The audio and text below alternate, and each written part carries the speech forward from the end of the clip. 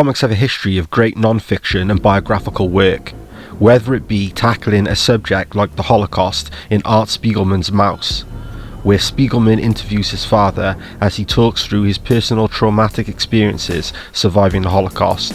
Judd Winick's Pedro and Me, examining his friendship with AIDS activist and Winick's real-world co-star Pedro Zamora, who was in 1994 the first openly gay HIV-positive man on television. AIDS is transmitted this, and this way. This is a condom, this is whatever. But sex is about emotion. It's not really about the intellectual. What do you have to say? This is not a moral issue, this is a health issue. And we have to look at it from that standpoint. The perspective of the civil rights movement from political activist John Lewis in the book trilogy March, with co-writer Andrew Aydin and artist Nate Powell. Many works of Robert Crumb with his confessional weird and perverse comics as he dissects himself on the page just like he did in his book My Trouble with Women, and a close look at the evolution of hip-hop with Ed Piskor's beloved book series Hip Hop Family Tree. Just a few of the strongest examples of the medium taking this approach, but with an avid true crime community that has risen considerably over the years, getting films, TV shows, documentaries, books, podcasts, and even concept bands and albums. It seems obvious that it would fit into the world of comics, since both the medium and the subject have a large pre-existing audience outside of their relationship with each other. Charles Manson, 36, chose a house at random, tied up the family at gunpoint, then ordered his followers to go inside and commit ritual slaughter.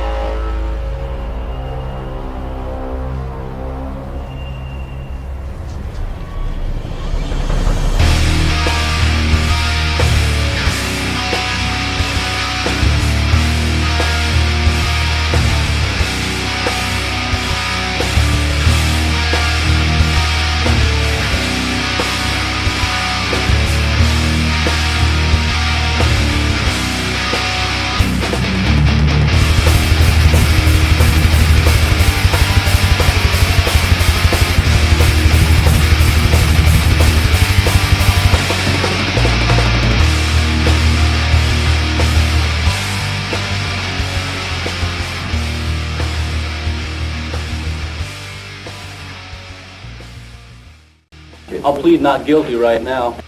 I'm an American, and I went off the deep end. When you're tackling a sensitive subject matter, there's a delicate balance of exploring the themes with deeper substance rather than exploitation for cheap thrills. Infamous serial killer Jeffrey Dahmer is responsible for killing and dismembering 17 young men and boys. He engaged in cannibalism and collecting of body parts, among other things. In July 1991, Jeffrey Dahmer was arrested and his apartment of horrors was stripped of all its trophies and the tools of his museum of death. That this individual strongly is involved in other homicides. We have taken evidence out of the building by the medical examiner to be examined. Police removed boxes and boxes of body parts, evidence of what appears to be a psychopathic mass murder. Authorities also took out a barrel of what they think is acid. Police are reluctant to reveal exactly how many victims there might be, but knowledgeable investigators say it could be more than a half a dozen. Neighbors say the man was strange and that there was an odor coming from the apartment. However, no one suspected the accumulation of dead bodies. And the next thing I know, I heard the police open the refrigerator door and they said it was a dead body in there. Police are questioning the suspect downtown. All we really know about him is that he is 31 years old.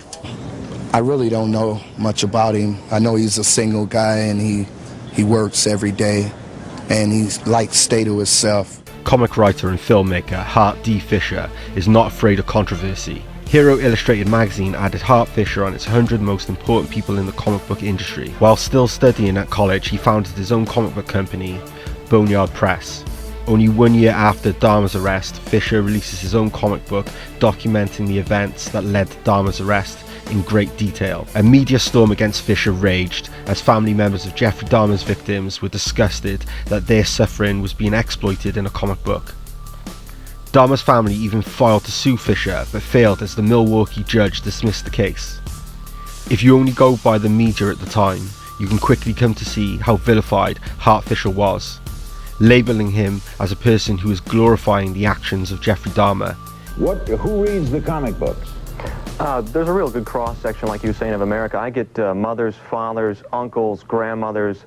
Everybody comes by buying the table to check out the Dahmer comics when I'm at comic conventions. Why? Young people, they're really fascinated. If you look at our history, we're really fascinated by monsters, and the serial killer is the modern-day werewolf.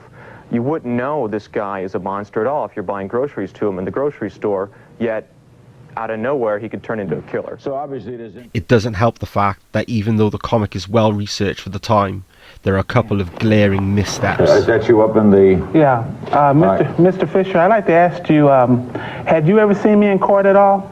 No, I didn't watch any of the TV. When I did the research for the book, I know exactly what you're talking about. Did you know what I looked like before you did the comic book? I had no idea. No idea, so you just assumed I was a Caucasian woman. When I went into the public library to do my research for the book, it never stated whether you were black or white, so I had to make a flip coin judgment on your name, Carolyn Smith. And my color, too. Exactly. I had no idea what color you were. Can we show the picture, please? I'm holding it. Can we show it? There it is. That is my mistake completely in my research. Well, it's not her. Well, let's go up the page a little. None of the what I've read in any of the books or the newspapers ever stated what color Carolyn Smith was. There it is. Well, I've been seen in a number of papers and everything, but Mr. Hart, now that we're on national TV and my mother's looking at this program as well as myself and my family, I think you should apologize. For what? For putting me as a Caucasian woman and not investigating, because that seems to be the problem with you people. You think you can say and do whatever you want to these families, and we're not hurt by it. You even put my brother as a Caucasian boy.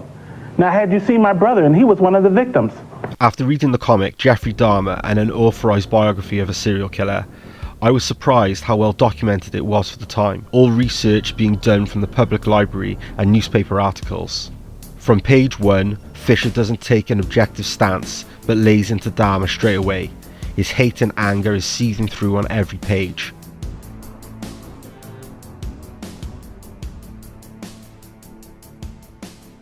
The media coverage would paint the comic as glorifying Dahmer and the murders of the victims. Now meet Hart. Hart publishes serial killer comic books. This one, Boneyard Press, Spreading the Fear in '92.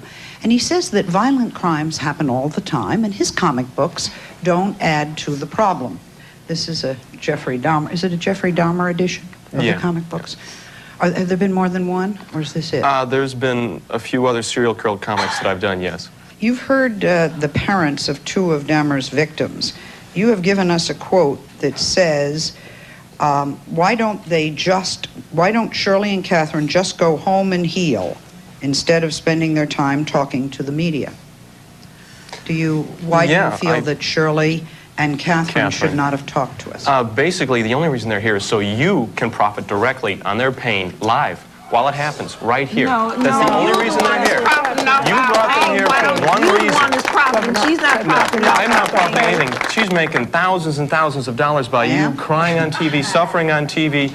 I did a comic book about a killer as a journalistic exercise. You must know that I work for a company. That we do not like your comic book. The whole talk show industry is based on festering wounds. You take people, you exploit them right there. Like the people that went off on the show that was just taped before, crying their eyes out because they went through all this right here, right now. They said, why did I come here? Why did I even come here? I must tell you that I didn't hit either of them. They hit each other. I'm not talking about them. I'm talking about people on the previous show. I will also explain to you that with the help of talk shows, we have had advances in medical research. We have alerted people to addiction. That's what you're really interested in, Sally. The bottom line is your pocket. I have not made a dime off the Dahmer comic. In fact, Then why do you print it? I printed it because I believed in the book. The subject matter is ugly, and the art by Al Hanford is sketchy, murky, and printed in black and white. Boneyard Press were proudly outlaw comics, a offensive, and had zero concern about who was offended by their content. After Jeffrey Dahmer, an unauthorized biography of a serial killer, Boneyard Press went on to create and publish even more openly offensive work with Dahmer Zombie Squad, The Further Adventures of Young Jeffrey Dahmer, and Jeffrey Dahmer vs. Jesus Christ. After many people tried to censor the work of Hart Fisher and Boneyard Press, those following comic book titles would seem to be a direct response to those actions.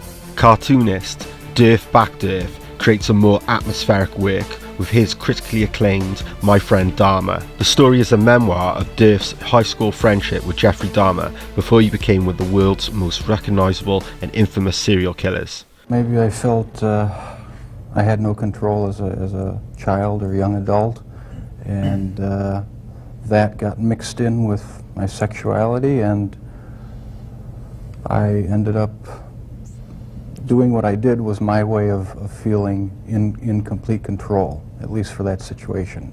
Creating my own little world where I had the final say, where I could completely control a person that I found physically attractive, and keep them with me as long as possible, even if it meant just keeping a part of them.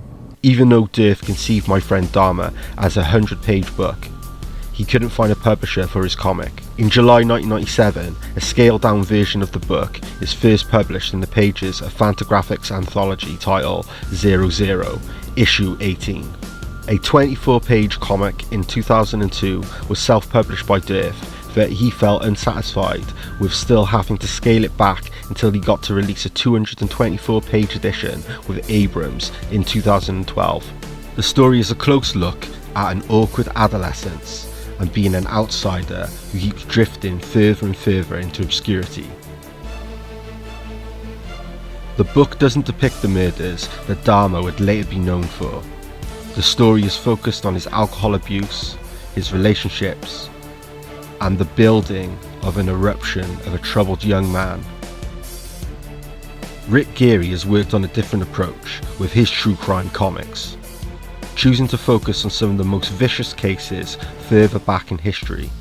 His Treasury of Victorian Murder series focuses solely on Victorian true crime and murder mysteries, and his book series Treasury of 20th Century Murder taking place after this period with crimes that are just as infamous, such as the Black Dahlia and the kidnapping of Charles Lindbergh Jr. Geary's most engaging techniques are the way he shows the locations of the crimes from above, displaying the layout of buildings and rooms.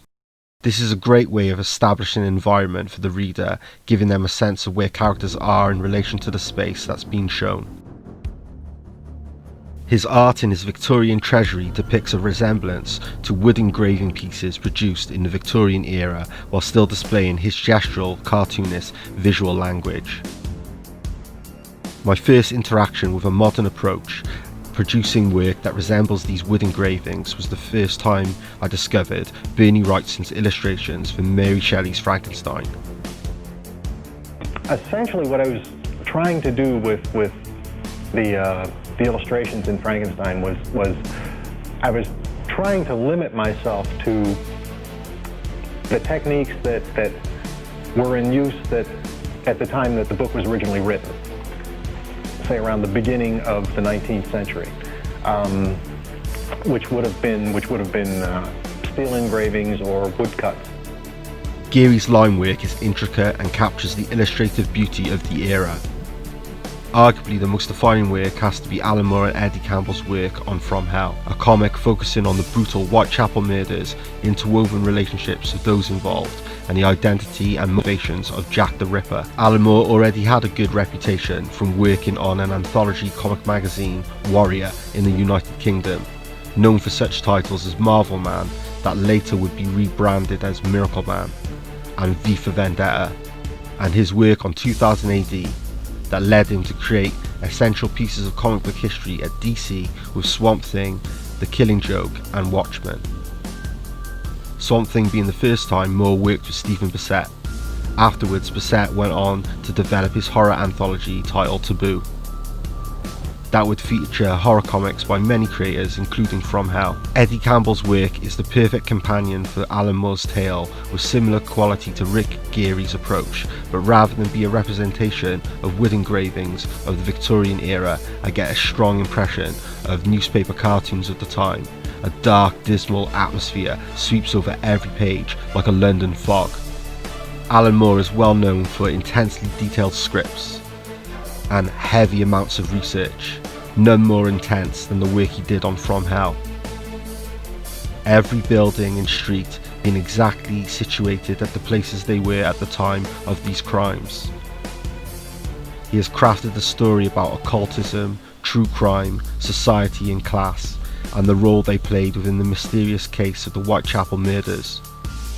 Alan Moore with Eddie Campbell created a timeless retelling of the crimes, while additionally adding a new perspective on a possible conspiracy theory that holds up to some of the best documented speculative fiction and non-fiction inspired by the events.